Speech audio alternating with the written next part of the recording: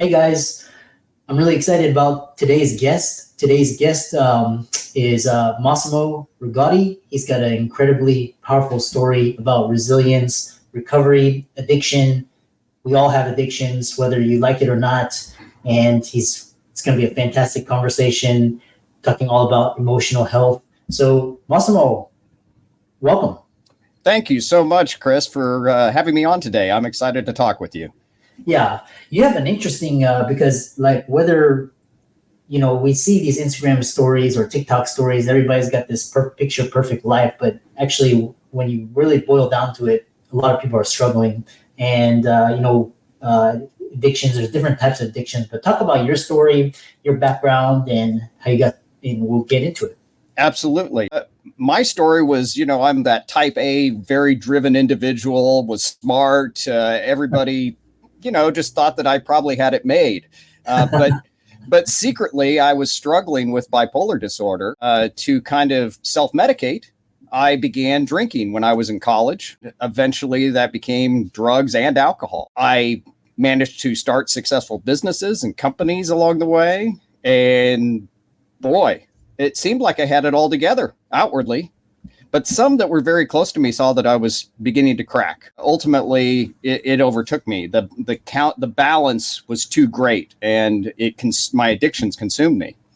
And when that happened, I lost everything. Lost my business, lost my wife, lost my house. I ended up living on the streets of Kansas City in 2015 and was all alone for the most part. And I had somebody I was corresponding with, actually by mail of all things. And Samantha Thomas and I exchanged a lot of letters during this period, in which she really challenged me to look at myself and tell me that I didn't have to be this way, that I was smart enough to get back on my feet, and asked me some real pointed questions. And during those reflections, I realized I really needed to figure myself out. What was driving all of this? And as I did, I ultimately found myself sober again, got a job working for somebody else, which was at Kubota Tractor, and worked my way up through multiple promotions into becoming a general manager of their largest facility in the world. And from there, I went back out on my own again.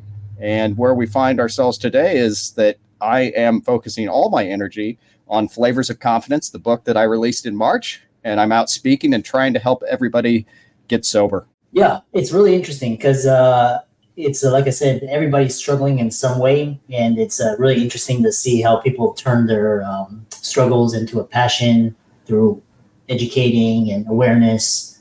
You coming onto the podcast, believe it or not, a lot of doctors struggling from burnout, and from that burnout, they either turn to drugs or alcohol, sex, work. A lot of them, they lose their jobs or lose their families, all of that. So this is not isolated. This is just people just don't want to share that. So you have this method called S.O.B.E.R method that you talk about. Kind of describe and elaborate on that. Yeah, absolutely. So the S.O.B.E.R method, its foundations are in Stoic philosophy. So one thing I began to recognize is I was standing myself back up again, is that so many of the things that they talk about in AA, even the Serenity Prayer is basically the dichotomy of control in Stoic philosophy. And Stoic philosophy is a lot older than AA. So it took me back into really studying the fundamentals of Stoicism. And so that became the base of my methodology, which really look into yourself, your self-awareness. What can I and cannot not control, And then, of course, the four pillars of Stoicism are wisdom, temperance, justice, and courage. Temperance is in there. And temperance, of course, is staying sober. So there's so much that is fundamentally right there. And so that's why I created it as the base and first step in my process. And so from there, we then go into observe, behavior, execute, and restore. And in those steps, the observation step is taking those traditional looks into yourself through like behavior chains and really reflecting when I wanted to do a drink or grab my device or whatever it is that you're addicted to, because everyone has some addiction of some type. Okay. We all do. It's just whether or not they're in control or not. Right. So from that observation phase, you then slowly move into the behavior. So modifying that behavior. What actions am I going to take in order to keep myself from this behavior. You're observing it, so now you see it. So now this behavior is that whole modification. Okay, what am I going to do instead? So instead of having a drink, I'm going to call somebody on the phone and talk about my problem. Maybe that's the answer. Okay. So then the execution step is really solidifying all of these things and setting them so they're actually in stone. So you've observed, you've got your behavior down. So now you've got your check, and now you're just like rechecking this process. And I liken this whole S.O.B.E.R methodology to like the Deming cycle in terms of you're a continuously improving cycle here. So you're basically continuously improving yourself. And that leads us to our final stage, which is restore. And in restore is the traditional forgiveness phase that we have in so many of the AA and NA, SA, all the different anonymous organizations, right?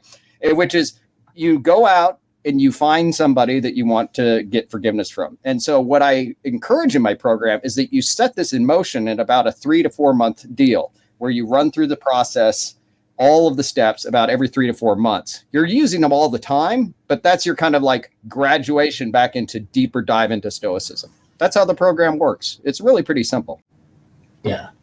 I love this. You touched on a lot of talking points that we can go from here. Sure. One thing that I love is this idea of Stoicism. And I was just kind of, thinking the other day, I was like, the more things you have, the more things you like try and control or grab onto, the more stressful your life is. So like, if you just like, everybody just like simplified everything, like whittled things down, made it very like, not this like kind of this rat race, kind of hamster wheel type lifestyle, would all be much better.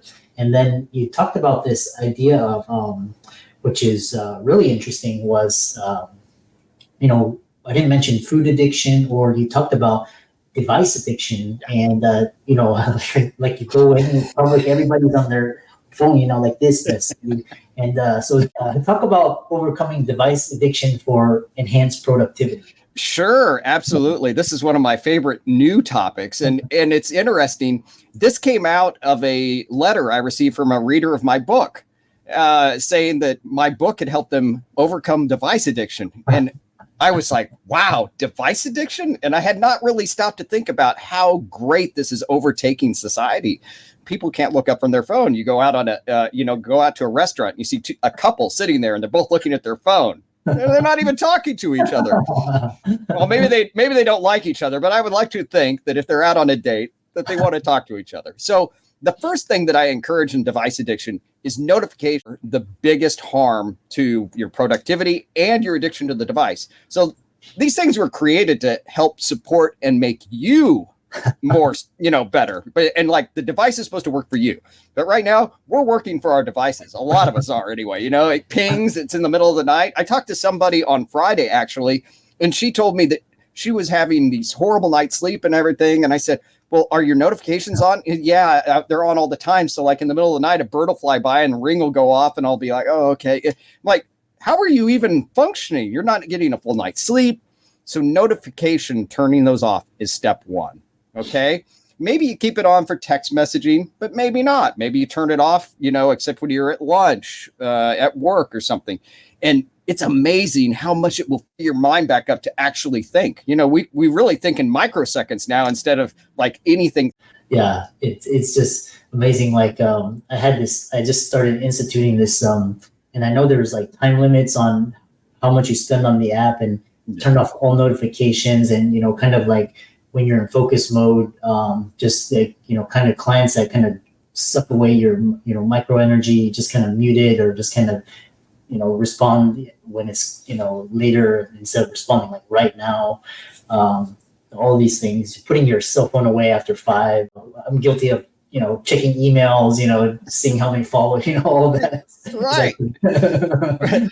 I think we're all guilty of it. And that's, like leading into the next step, which is setting those goals, which really comes back into pulling yourself into that stoicism is like, what is your vision of yourself? And if you had things written down and you knew where you were headed, you would be less likely to pick up that phone because like, I don't have time to do this. I need to get this done. And I think that so many of us kind of just keep our goals in our head and we don't write them down, or we never really review them. And so that kind of keeps you from moving forward or pushing forward in a way that would be really constructive. Yeah. Yeah. I love that. I love this idea. And just kind of like, one thing that's clients were talking about is this idea of just this brain fog. So at the end of the day, you just like, your brain is just kind of with the context switching, on and off. And then at the end of the day, you're like, what did I accomplish? I scrolled Instagram reels or, all these like, and it's like, but if you actually like just deep focus, like deep work, like 30 minutes, a couple sessions, you can get a lot done, which is in talking about your S.O.B.E.R method. The other thing is talking about is, okay, so again, like you owned up to your addiction, you got help, you beat it, and now you're like helping. But a lot of people are still in the closet, either guilt or shame, and they're afraid to, they'll rationalize it away. How do you, what is your advice? Hopefully they're listening to this and they can start to make change, but how do you get over that shame and guilt of, I'm addicted to X, I need help, go through that? Yeah, that was one of the more difficult things. That's a fantastic question, by the way. That was one of the most challenging things for me because you're laying yourself bare in front of others, especially if it's hidden. And mine was so hidden. After my book came out, I had friends or people I would consider friends that I'd known for years that said, I had no idea that you were an addict. Now think about that. I mean, I had managed to hide the fact I had lived on the street for a year from these people. And so they never really, they just like, oh, where have you been type of thing. So I think that you would be surprised how many people are supportive is the first thing that I can say. And I would choose someone who you feel is you're most open to. And once you cross that first person, you'll find it easier to then get the accept. Oh, you're trying to do this. You're trying to fix this challenge you have. They'll get behind you. People like a story like this. And I think everybody, all of us, feel that need to help others. I think it really, and when we lay ourselves a little bit vulnerable to somebody that cares about us, they're really willing to help. And that's what was so surprising to me. I was so ashamed I didn't want to tell anybody. And once I did, I saw that there was acceptance. And once I got that acceptance, I was like, I need to share my story. I need to share this method. And then now look at me. I'm out publicly saying that I was a total mess for most of my life. So that's a full circle in trying to keep things hidden from the world. Yeah, it's interesting because quitting my lucrative medical career and kind of setting out on my own, I was really ashamed of that because it's very unheard of to quit your position as a doctor and then clients would come out and say you need to share that because a lot of doctors they need to hear that story and kind of the one thing is you talk about your support network, playing in your recovery, talk about empowerment, self-discovery, kind of talk about how you use those to benefit yourself, get it out in open, in non-judgmental, in a psychologically safe environment. Talk about that. Sure. I think that the biggest thing, and one thing I definitely encourage always, is writing. Maybe some of you have heard this before. It's like, I don't know what I'm thinking until I write it down. And there's a lot of truth to that. And the tactile use of your hand while you're writing really kind of connects everything in your mind. It's like, well, this is really how I feel. I didn't know I felt this way, but now it's on pen and paper. I read it. Okay, this is how I feel. So that immediately will lay the groundwork then for who is going to best support me and how I feel. Look at your existing people that you know, and then build that network slowly by, would you like to, can I have a coffee with you, and sit down and talk to that person, and then say, hey, do you think next time we get together, this person would join us? And then you can build a group. So what I did in my sobriety journey is that I started a guys' night. And it sounds like a really kind of crazy thing to do. But what it was is that I invited 4 of my male friends and I would cook dinner for them. And then we would play cards, and that was kind of the evening of just share stories and lean on each other. And what was initially like supporting me has now over time turned into supporting all of them. It's really kind of interesting how it's growing. So building that network, you will have ways, even though you're struggling, that you can support them in some way. There might be something they're struggling with that you know something about. And when you get that cross between the things. Don't think that you're just going to take. You need to give something a little bit back to somebody. That's any relationship, right? But that's how you're going to get the most out of building that network. Yeah, I love that. And talk about the power of just vulnerability and authenticity, and how that helped you. Yeah, well, this was the hardest thing for me. I consider myself a very private person. I never wanted anyone to know anything about me. It just that other than what I painted to the world, right? There was an image that I had set up and it was like crumbled all behind. I personally was a house of cards, right? And I was afraid to be vulnerable. I think a lot of people are. What that did for me, though, just letting my guard down to those first couple of people, it gave me this strength that I didn't think I had within myself. I don't know exactly how to explain it other than it granted me permission to tell other people that I was struggling. And I gave myself permission to do that. And once I did that, the confidence started building that I was okay, that I was going to be able to get through this. Yeah, I love that. And just kind of just burning away the rationalizations and the excuses and just getting real, just being truthful to yourself. I think there was a great book called Good to Great, and it's basically you're ruthlessly truthful to yourself, but you still, you're still like honest with yourself, but you still like allow yourself to see yourself like 20 years down the road. And very powerful, and just kind of just brutal honesty. David Goggins talks about it. He's a little bit like extreme, but just kind of honesty and getting honest with yourself. Very fascinating. The other, as we kind of come to a close, talk about this idea of what advice would you give to these people out there, first steps, and how can people contact you, follow you, and check out your work, etc. Absolutely. Thanks, Chris. So the best first step I tell everybody is to go get a pad of paper or a journal, something that you're going to keep for yourself so you can write, because journaling is the way that you've got to begin this journey. In doing that, writing down what your thoughts are and asking yourself those basic questions. I have a few on my website. I'll go ahead. It's Massimo. And so you can take yourself through this journey and ask yourself these difficult questions, those reflective questions. And as you do that, that's really kind of that first step, understanding yourself. Where are you really struggling? So I haven't even mentioned it here in our conversation, but mine is a fear of abandonment. Yeah. So that ended up being the core of my challenge, which was interesting because I always felt like I had people around me that loved me, but abandonment was actually my core challenge. So in knowing that, I'm able to focus on that. And once you find, I believe that all addictions are wrapped into one core challenge. I really do. I've yet to see it be multiple things. It generally all goes back into one thing. And once you figure out what that thing is, you can begin to adapt yourself accordingly. I also detail not only my life story, but also this plan in my book, Flavors of Confidence, which is available anywhere books are sold.